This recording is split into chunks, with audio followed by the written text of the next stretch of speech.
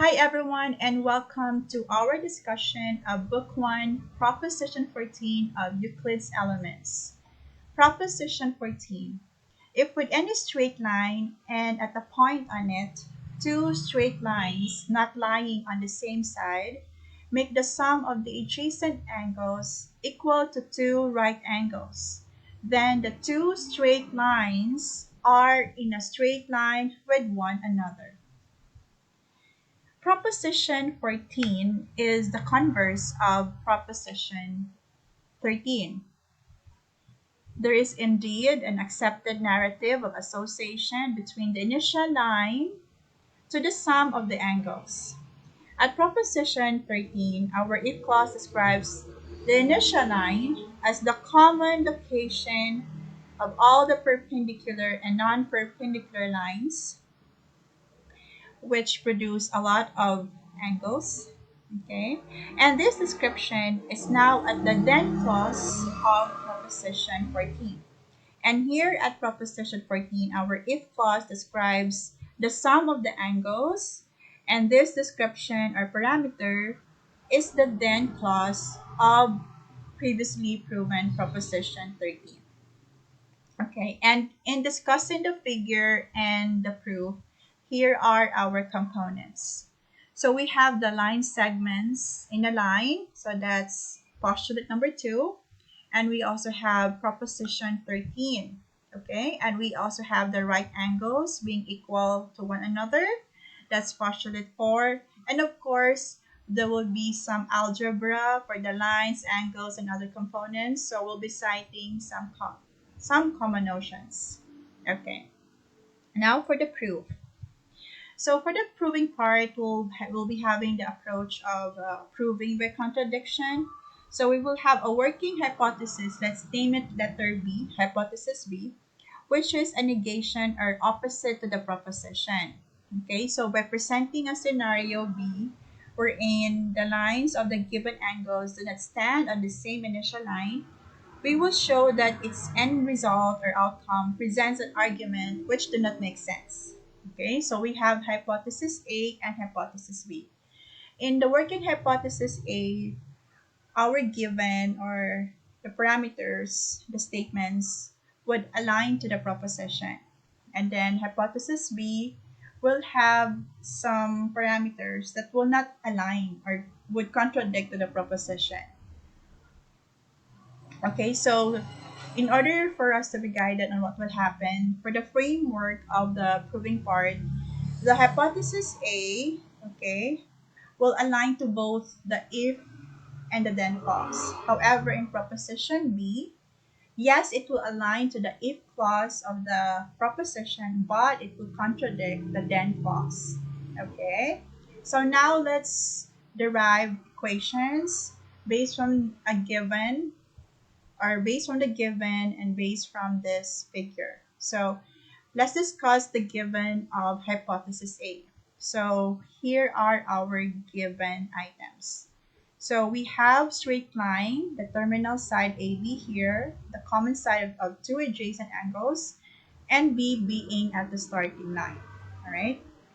And again, since AB is a common side of two adjacent angles, so the sum of these two adjacent angles, CBA and ABD, is equal to two right angles. So CBA plus ABD equals sum of two right angles.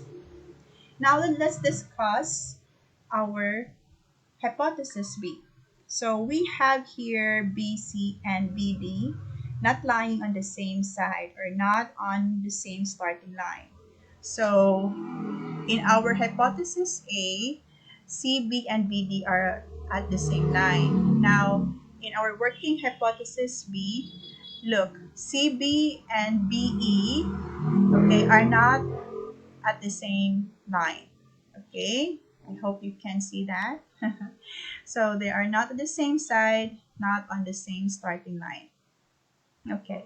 Now, I mentioned a while ago that our hypothesis B, okay, will still align to the if clause.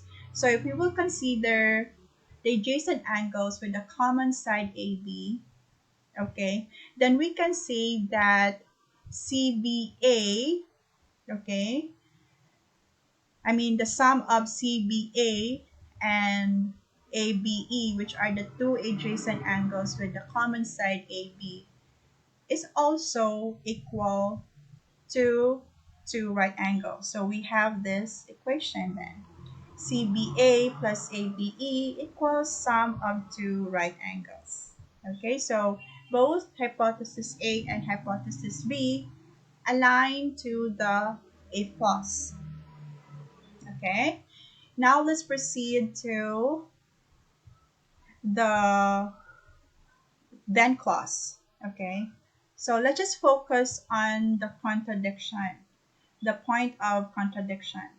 So as you can see here, CB and BD is aligning or is at the same line in hypothesis A. And in hypothesis B, so we have CB and BE not at the same line.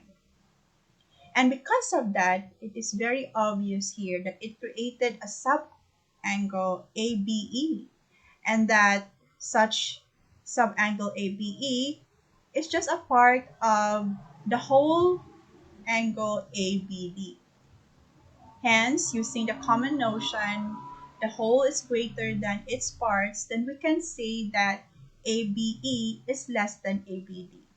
Okay, so let's park that thought first.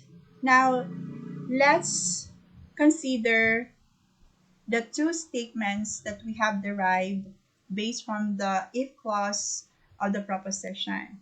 Okay, so this is the working statement of hypothesis A. CBA plus ABD is equal to the sum of two right angles.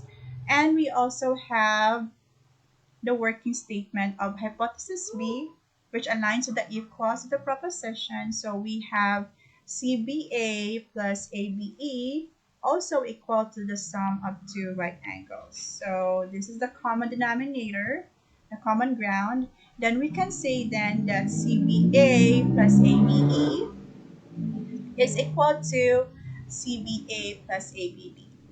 Okay, so CBA plus ABE is equal to CBA plus ABD. Now we will subtract CBA from both sides, so eliminate CBA here and CBA here.